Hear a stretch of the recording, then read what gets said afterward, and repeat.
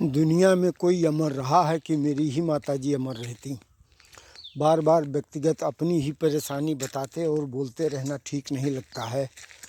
वही पोस्ट करते रहें अच्छा नहीं लगता है। कुछ दुनिया समाज के बारे में भी बात करना चाहिए, लेकिन इंसान के ख़त्म होने के बाद अपने हिंदू धर्म में जिस तरह से संस्कार हैं और जैसे रीति रिवाज और गरुड़ पुराण में लिखा है, उस प्रकार से आदमी करने की कोशिश करता है। मेरी माताजी तो मेरे साथ लखनऊ में थी। 13 तारीख को दोपहर में ख़त्म हुई। उसके बाद अपने गांव गोंडा लेकर आया और उनकी अंतिम इच्छा थी कि उनकी अंत्येष्टि अयोध्या धाम में की जाए। फिर 14 तारीख को वहां पर ले जाकर और सरयू तट पर उनकी अंत्येष्टि कर दी। 10 दिनों तक सूतक माना जाता है। जो अग्नि देता है, मुखाग्नि देगा, उसको 10 दिनों तक बिल्कुल घर से बाहर, एक समय भोजन, कफन का ये माला देखो मुझे पहना दिया गया है, ये 10वें दिन उतरेगा। हाथ में लोटा छुरी पकड़ा दिया जाता है। इसी में सब कुछ ऐसे ही चलाना है। फिर 10वें दिन शुद्ध होगा, जबकि बाल छिला के, और उस समय पूरी पटीदारी के लोग इकट्ठा होंगे। 11वें दिन महाब्राह्मण और 12वें दिन पटीदारी के लोग इकट्ठा होते हैं, जिसको भाई बंधु कहते हैं। उन लोगों को खिलाया पिलाया जाता है।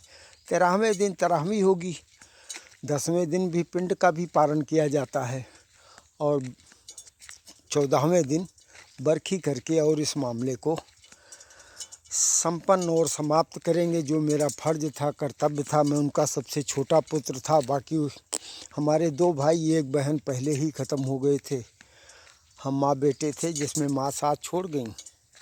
अपनी भी ज़िंदगी जब तक है तब तक चलते रहेंगे। आज इस विषय से हटकर कुछ बात करते हैं। गांव घर में खेत खलिहान बिल्कुल हरा भरा है, देखिए आप। और आप देख रहे होंगे शादी विवाह करते समय जो दहेज प्रथा है, क्योंकि किसी ने टिप्पणी किया था कि इसके बारे में ज़रूर बोलिए। तो आदमी सोचता है कि बड़ा घर में अपनी बेटी की शादी करें, सरकारी नौकरी वाला लड़का हो, तो उसी लालच में जो नौकरी पा जाता है वो सोचता है कि लाखों रुपए का मुझे दान दहेज मिलना चाहिए, क्योंकि उसमें लाइन लग जाती है ना। आप नहीं दोगे कोई दूसरा देगा। वो तो इच्छा शक्ति उसके ऊपर है। जो लड़का है, जो लड़के वाली पार्टी है, वो अगर सही है तो नहीं, पैसा नहीं लेंगे, देन दहेज नहीं लेंगे। जिसने अपनी लड़की ही किसी को दे दिया, उससे बड़ी चीज़ और क्या हो सकती है। 18-20 साल तक उसको पालो पोसो, बड़ा करो, अपने आंगन में खेलते हुए देखो और फिर किसी को दे दो। ये बहुत बड़ी कन्यादान, बहुत बड़ा दान है। हम तो भागे हैं, हमारे बेटी ही नहीं है, 2 बेटे हैं। लेकिन जिसको ये सौभाग्य प्राप्त होता है, वो बहुत बड़ी प्रक्रिया है। और उससे भी अच्छा वो है जिसके घर में वो बहू बनकर जाती है, उसको अपने बेटी की तरह रखना चाहिए। दहेज वहेज का लेन देन होना नहीं चाहिए, लेकिन लोग कर रहे हैं, लगातार चल रहे हैं। सब कोई मना करता है कि नहीं, दहेज ना देना है ना लेना है। लेकिन आपके बेटे की शादी होगी तो आप खुद ही डिमांड कर दोगे, बता दोगे कि भाई हमारा सब कुछ ठीक ठाक है, 35-40 लाख तक आप खर्च करो, तब तो शादी करेंगे। जिसके बेटी है वो प्रवचन देता है, नहीं नहीं दहेज नहीं देना है। अच्छा तो ये है, बेटियों को पढ़ाइए लिखाइए और अपने पैर पर खड़ा कीजिए। किसी प्रकार का उनके ऊपर कभी कोई दबाव रख ही नहीं सकता। ससुराल भी नहीं रख सकती, कोई नहीं रख सकता। अगर वो अपने आप से इंडिपेंडेंट हैं तो ससुराल वाले अपने आप उसकी इज्जत सम्मान करेंगे, क्योंकि वो सोने का अंडा देने वाली मुर्गी समझी जाएगी। कोशिश करिए, पढ़ाइए लिखाइए और उनको जागरूक कीजिए। एक नया मामला देख रहे होंगे आप। महिलाओं के लिए इतने नियम कानून हैं कि वो किसी को कहीं भी फंसा दें, फंस के खड़े हो जाते हैं। अरुण नाम का लड़का जो ITI इंजीनियर था, अभी 7-8 दिन पहले उसके ऊपर इतना प्रताड़ना की गई कि उसने अपने आप ही 1-1.5 घंटे का वीडियो बना के पता नहीं कितने पेज का पूरा प्रमाण लिख कर उसके बाद ख़त्म हो गई। उसकी सास, साले और उसकी धर्मपत्नी ने कुछ इस तरह से टार्चर किया कि वो मर गया। लेकिन मैं ये कहता हूँ कि अगर किसी के कारण आपको मरना पड़ रहा है, ख़त्म ही हो रहे हो, जान ही दे रहे हो, तो उनको ले डूबो ना, उनको ख़त्म करो पहले, तब मरो। वो इस धरती पर रहेंगे, फिर कलंक को बोएंगे। जब मर ही जाना है, तुमने फैसला ले लिया कि मैं मर जाऊंगा, तो जिसके कारण मर रहे हो उनका सर्वनाश कर दो, बिल्कुल कुछ भी नहीं बचना चाहिए, उनका सर्व संपन्न कर दो, ऐसा कि उनके घर का कोई दिया जलाने वाला ना रहे, तब मर जाओ, कोई बात नहीं। यही सारी बात है। फिर कभी अब धीरे धीरे सामान्य हो रहे हैं। एक बार तो बहुत तगड़ा झटका लगा जब 13 तारीख को मेरे ही हाथों में उनकी सांसें रुकी, तब एक बार तो बिल्कुल पागल हो गया था। लेकिन उसके बाद अब धीरे धीरे सामान्य हो रहा हूँ, ठीक हो गया हूँ। सामान्य होना भी चाहिए।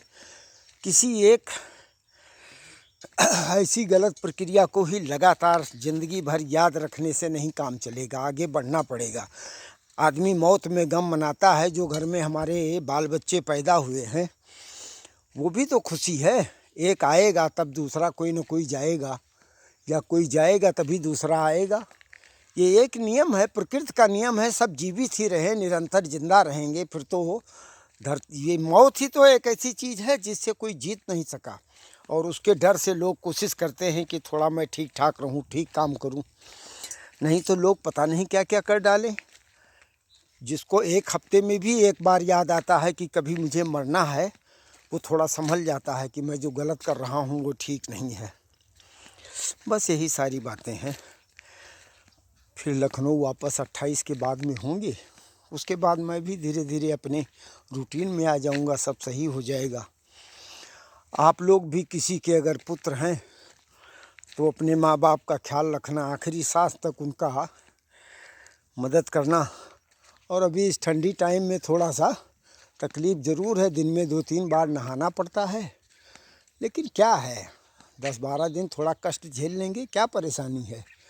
शहरों में तो क्या कुछ नहीं, जो ख़त्म हो गए उनको जाके जला दिया, और उसके बाद तीसरे चौथे दिन ही बड़े फ्रेम पर फ़ोटो लगाकर और शांति पाठ करके उनका तेरही बरखी दसवीं सब कुछ एक साथ ही 15-20 मिनट आधे घंटे में ख़त्म। अरे पुराने लोग तो बहुत अच्छे थे, जिन्होंने परंपरा निभाया और अभी भी निभा रहे हैं। जिसके जितना पैसा हो गया उनके पास परंपरा की उतनी कमी हो गई।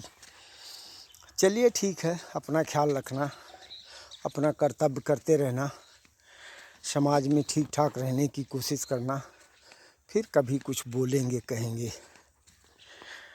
हाँ, अभी समय बाकी सब कुछ ठीक ठाक है।